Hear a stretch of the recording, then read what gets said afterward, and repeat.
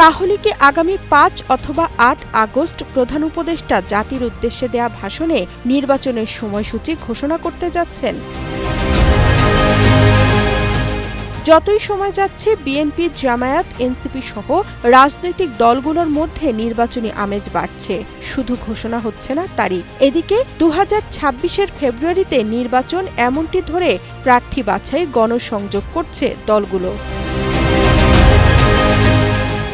গত ৯ জুলাই আইনশৃঙ্খলা রক্ষাকারী বাহিনীর সঙ্গে বৈঠকে ড. মোহাম্মদ ইউনূস বলেন, ডিসেম্বরের মধ্যেই প্রস্তুতি শেষ করতে হবে।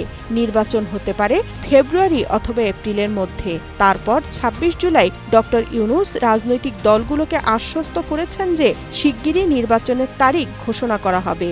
৫ দিন পর ৩১ জুলাই প্রধান উপদেষ্টার প্রেস সচিব শফিকুল আলম বললেন, আগামী ৪ থেকে ৫ দিন বাংলাদেশের রাজনৈতিক বন্দোবস্তের জন্য খুব গুরুত্বপূর্ণ সময়।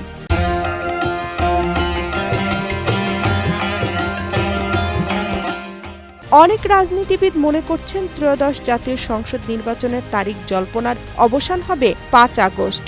জাতির উদ্দেশ্যে দেয়া প্রধান উপদেষ্টার ভাষণে ওই দিন বিকেলে সব পক্ষের উপস্থিতিতে জুলাই ঘোষণাপত্র ও জনসমক্ষে উপস্থাপন করা হবে। ৫ আগস্ট এই তারিখটি গত বছর সরকার পতনের, আর ৮ আগস্ট ড. ইউনূসের নেতৃত্বে অন্তর্বর্তী সরকার গঠিত হয়। গত ১৩ জুন লন্ডনে বিএনপির ভারপ্রাপ্ত চেয়ারম্যান তারেক রহমানের সঙ্গে বৈঠকে প্রধান উপদেষ্টা ফেব্রুয়ারিতে ভোটের ইঙ্গিত দেন। সেই থেকে অপেক্ষায় মানুষ।